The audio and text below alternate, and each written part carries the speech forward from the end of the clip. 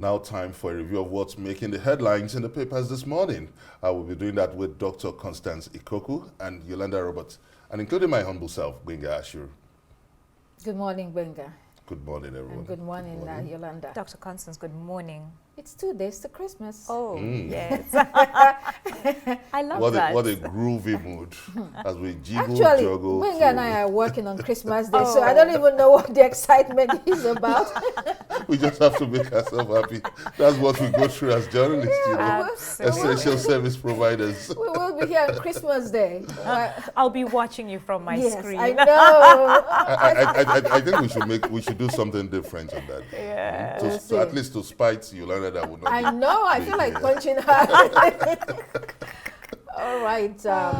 Hello there and welcome to the program. Let's see the stories that are shaping the agenda for you today. Yeah. We'll be kicking off with this day newspaper.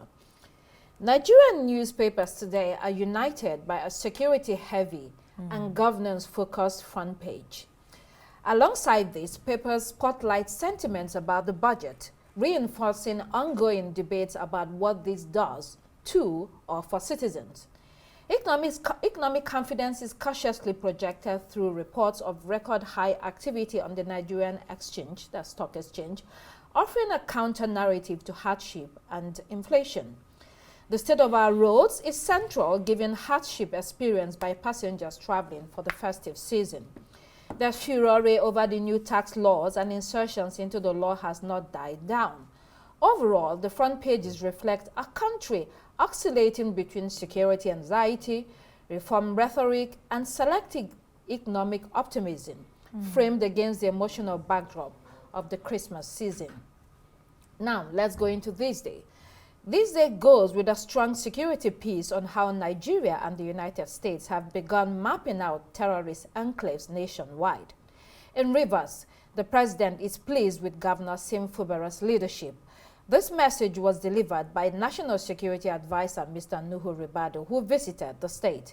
And on a sad note, Arthur Mbanefo, top-tier accountant, a.k.a. Odu of Onitsha, dies at 93. Moving on to Daily Independence, which also leads with a security story, with the U.S. conducting surveillance flights over Nigeria in what is viewed as continued cooperation between both countries. Federal government okays mandatory drug test for public servants applicants, and new ambassadors will resume duty in 2026. Vanguard newspaper this morning reports on the tension between the U.S. and Nigeria in regard to religious violence allegations, saying all is now resolved. The African Democratic Congress insists that rather than a budget of consolidation, as the government claims, the 2026 spending estimates mirrors fiscal recklessness and buries the next generation in debt. On the new tax law controversy, federal government claims it did not alter the law, saying it's a National Assembly affair. Then who did this? Nigerians deserve to know. And Yuletide season, southeast-bound commuters battle extortion and bad roads. New Telegraph focuses on federal government declaring kidnappers and bandits terrorists. It reflects on the age of the recently released kids that were abducted, saying some of them are too young. I'm sure we saw the videos and the photos, really kids, children, yes, filing out into the government house, having been released from the kidnappers' den. Very sad. Now, Nigeria's export to the economic community of West African states up 37.7% to 6.14 trillion naira. And ahead of Christmas, government declares December 25th, 26th, and January 1, 2026 as public holidays.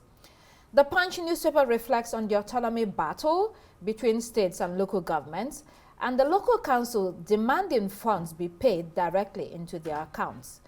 Daily Sun reads about marketers lamenting low sales as Dangote launches nationwide petrol rollout at 739 naira per litre. Releases hotlines for reporting MRS stations selling above that amount. I bought fuel yesterday. It was much more than that. But who has time driving around the country looking for MRS stations specifically? All right, the Leadership newspaper writes about federal government defending the new tax laws, saying a delay of implementation will harm the economy. Let's see what the international papers are saying, beginning with the Times. UK newspapers today present a front-page mix dominated by government policy shifts, law and order debates, social justice concerns, and lighter seasonal human interest stories. Business coverage looks outward with global financial regulation and cryptocurrency scrutiny. In the Times, ministers plan to abolish mandatory reporting of facility time for union reps in the NHS and schools. Why? The government is pushing through deregulation in the public sector. Daily Star this morning, singer Chris Rea dies aged 74, prompting tributes, especially for his Christmas hit, Driving Home for Christmas. The Guardian newspaper, families of hunger-striking Palestine Action activists urge Justice Secretary David Lammy to act as their health worsens. Moving on to Daily Telegraph, ministers order councils not to switch to 4 days work week. The Daily Express post office plans expansion into community services to offset bank closures. In Daily Mirror, the king is named the hardest working royal of the year while continuing duties during cancer treatment. In the I newspaper, health and workplace safety is being highlighted here, as in it's often overlooked, and it's a problem for many companies. And Financial Times, Binance allegedly continued processing suspicious crypto flows despite a major U.S. settlement. Now let's return to these day newspapers to see what these stories mean for everyday citizen. Security is topmost in this morning. The federal government and the United States are mapping out terrorist enclaves. This is a coordinated security cooperation to dismantle terrorist hideouts across the country and restore affected communities. The operation involves Nigerian security agencies, U.S. technical and advisory support, and it involves also intelligence-driven raids, surveillance, and disruption of logistics networks that have been sustaining insurgents and terror cells in remote and urban locations. So the U.S. is providing advanced intelligence, reconnaissance capabilities, among other types of support. Benga, like you said earlier, the tone is now conciliatory, and both countries are working together to root out terrorists. At the end of the day, we have the same goals, which is we cannot continue killings. You want the terrorists out of the country. Well, I think it's a very interesting headline, and the part that excites me the most is the fact that it mentions that it's a joint. It's a joint. What were the words that they used, Dr. Constance, on this day? A joint cooperation, was it? Was that on the front line? Yeah. A joint cooperation, and this is what we've been calling for all of this time, for a more diplomatic approach to these issues that the country has been facing. So it's very positive to see that the U.S. has decided, to help with the much needed intelligence that we have been asking for, and as well, maybe we'll see more. I don't want to speculate much, but I think the hopes are very high from the average Nigerian, because so many people were calling for the intervention of the United States. So now seeing them actually sit down and say, all right, we're going to cooperate, we're going to put our foot forward, even though they've now said no boots on the ground, it's still in a very positive light. I don't know, Benga, what you think about this? Yeah, I think the Nigerian government needs to come up with a lot more sincerity. Abducting over close to 300 people, at least a lot of intelligence would have been garnered from those pupils that were abducted. And also that is expected to boost our intelligence architecture in the country in demystifying the mystery behind the abductees. They don't drop from heaven. They are people who live in our society. We've had interviews from escapees who escaped from captivity. Matured lady, just last week I was watching her, and she told us about the modus operandi of these people, where they live and all that. So I think that when we talk about supporting with advanced intelligence, we should also look at the local intelligence too. Like someone was on the program last week also, and he said that he raised the alarm before these people had to now withdraw a security detail, and the whole country is watching as if it's business as usual. So I think we are beginning to sound like a broken record in addressing all this. Do we even really need a U.S. intelligence? Of course, they have said that the war would not be won on military boots, signaling that we need to add a more non-kinetic approach to our kinetic approach and bring in a comprehensive approach in winning this war. But I'm just sick and tired of going through the same narrative over and over again with that gap still being felt between in deployment of this intelligence in our approach to stamping out insurgency and terrorism in the country. Well, from the beginning, it was said that the main objective was to apply diplomatic pressure. Yes. So this country of particular concern is usually to apply that diplomatic pressure in order to bring about reforms in the security sector. So we're seeing a bit of that happening. But let's stay with this newspaper. The other story on Arthur Mbanefo, who has passed at 95. He was a towering figure in Nigeria's professional, diplomatic, and public life.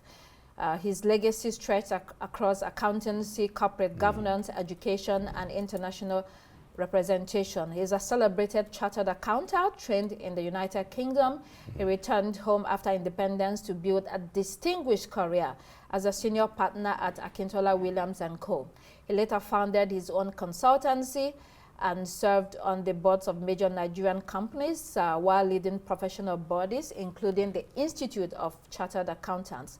Leighton Banefo was Nigeria's former representative to the United Nations.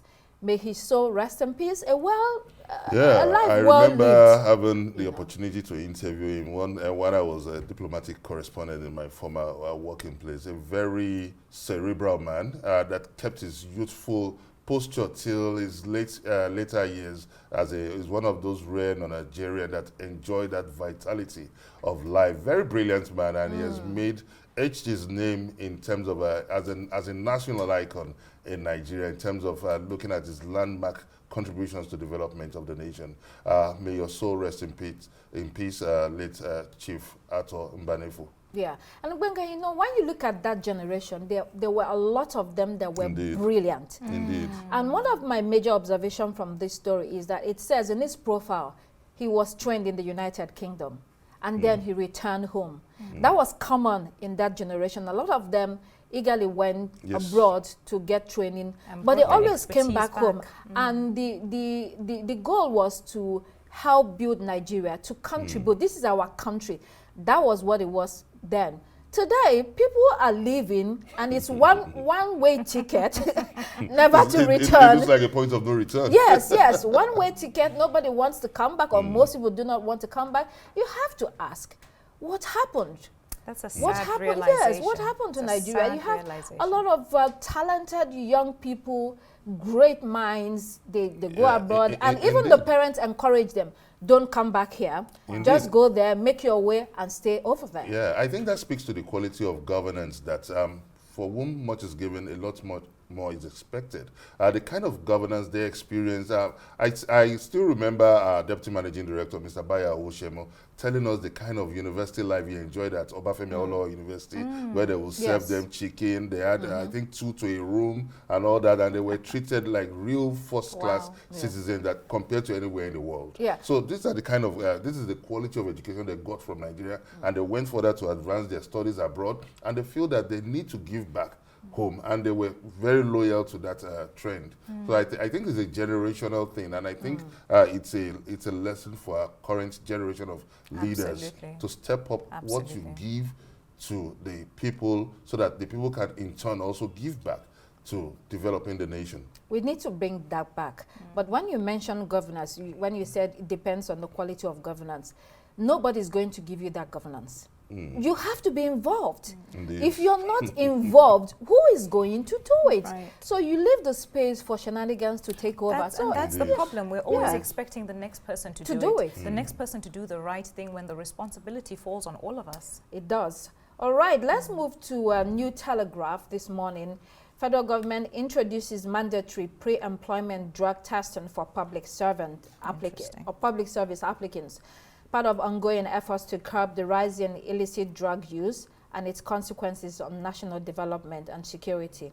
So permanent secretaries and heads of extra ministerial departments and parastatals are hereby directed to include mandatory drug testing as a core requirement in the recruitment of new personnel. In addition, MDAs are to collaborate with the National Drug Law Enforcement Agency in the conduct of these tests in line with established standards and procedures. I mean, it seems like a good move as long as it's a genuine public sector reform. If it is, it could help promote professionalism and public confidence that those that you entrust power and state authority with are mentally fit to run the system and that they are free from substance impairment. However, its credibility will depend on how transparent the implementation is and respect for privacy, clear legal backing, and a host of other things that have to be done. So having said that, would there be continuous tests? Because you can get clean. That was exactly what my point was. Well, so far there's been no significant opposition to this coming into play.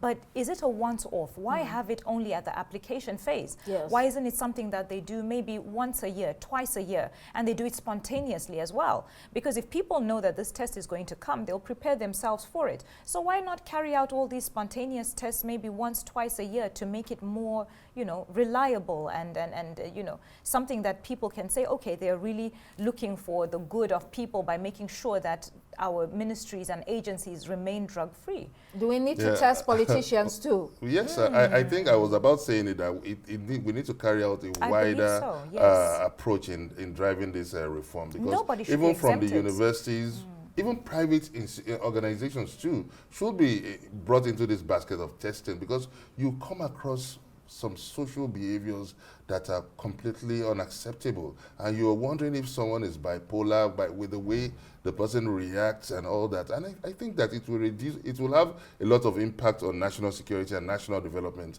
like the office of the SGF made it clear that was their intention, to reduce the impact of drug abuse. And I think that this reforms too should be extended to tertiary institutions. Even secondary schools, we have several cases of students being exposed to substance abuse. So I think it's a very welcome development. But like you said, how do we sustain it? How do we carry out spontaneous exercise on this so that we can catch them unaware? Yeah, right. Because an attitudinal is a social behavior, antisocial behavior rather.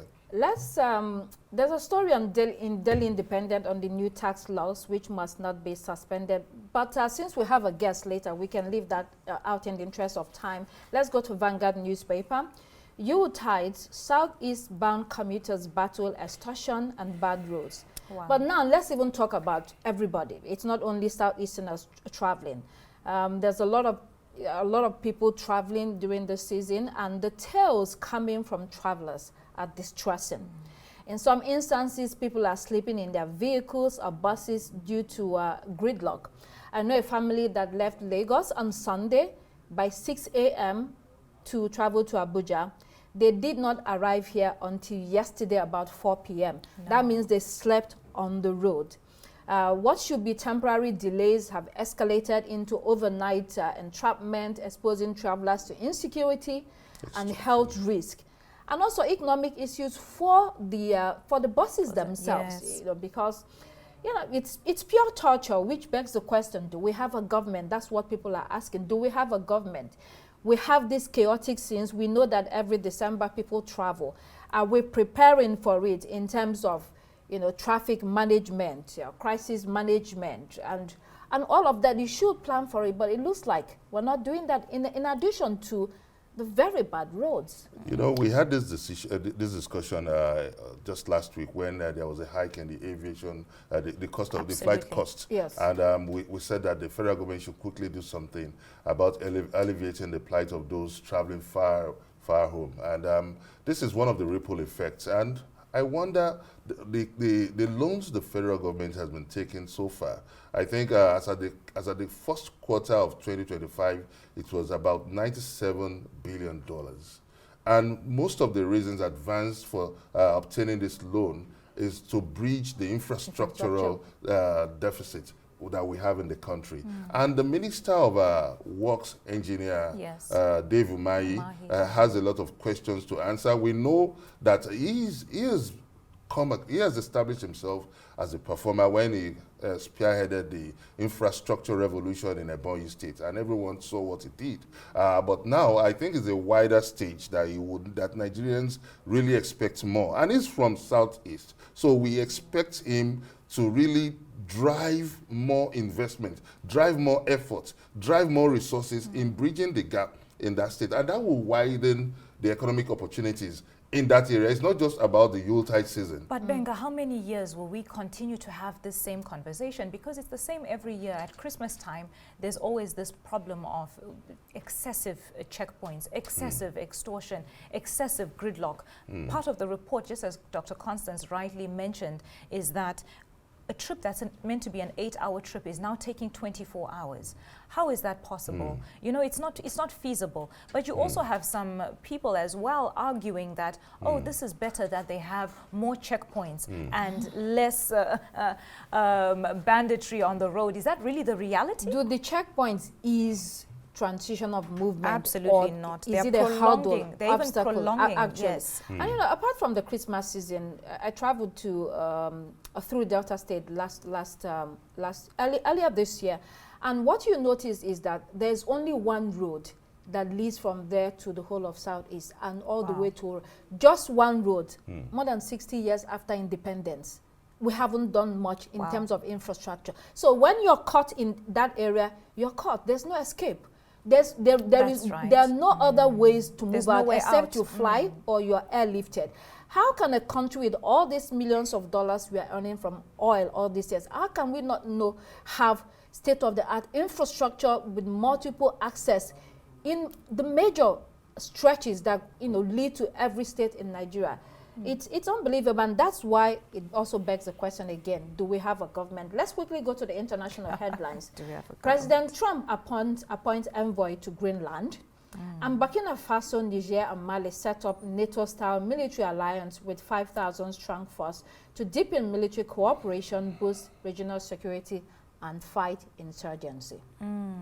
The U.S. is at it again, threatening the sovereignty of nations. Jeff Landry has been appointed to serve as the special envoy to Greenland, which is a Danish territory, but they are not having it. You know, the report that we took was talking about how this back and forth has been going on, but, Trump has repeated his, his claims that U.S. needs to have this territory, that they need to acquire Greenland. They've been saying this for a very long time now, and with the excuse that it's for national security reasons. Now, I don't know about the rest of the world, but a lot of critics have been coming forward saying that you cannot just come and impose on the sovereignty of a nation and decide that because it's important for you and, because these countries are now seemingly aligning with countries that are in those water spaces such as Russia and China. It's such a mess at the moment. The conversation is very cloudy, but I think we're going to see a lot of clarity with time. I do not think that the Danish people are going to allow this to fly. Trump speaks very lowly of their military capacity, and maybe it might be true in a sense, because the population of Greenland right now is only about 57,000 people. But at the end of the day, like I said before, they're a sovereign nation. You cannot just come and impose yourself. You spoke about what's happening with Burkina Faso, Niger, and Mali. That's very commendable. Joint operations are at play. They are now trying to put their words into action, and it's very good to see that, because just last week we were speaking about how they were opening an investment bank with, I believe, was it 500 billion or million? I can't remember exactly, but it was a very impressive figure. So it's very good to see that these these countries are coming together to put their action behind their words. Now, let's not also forget that these countries are trying to distance themselves from France and from Western powers. But in doing that, they are finding themselves aligning with Russia. I don't know if... when you look at the issue of... let me start from Greenland. I think that's inconsistency with the U.S. plan to annex that area for That's strategic right. security and economic reasons. We've seen that play out now, and this is coming up now with the setting up of the security in that region.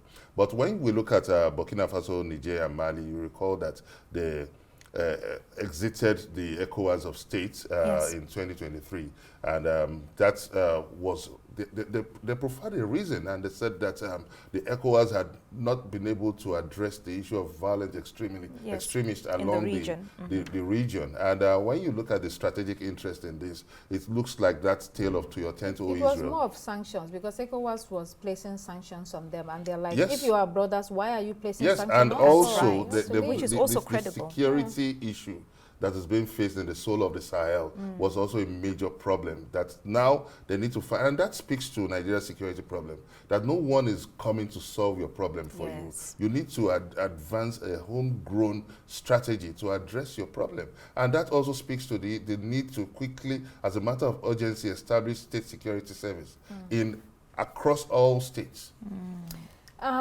Quickly on Greenland, what's at stake? There are rare earth resources. They are at stake. Proximity to key Arctic shipping routes. Yes. And make it central to future military, energy, and trade calculations. And that's what everybody is looking at. And to Burkina Faso, we've said, Burkina Faso, Mali, and Niger, we've said a lot on that. They are reshaping West Africa's security architecture and creating their own parallel bloc. Well, those were your headlines for today. Thank you very much, Dr. Constance and Bengashi.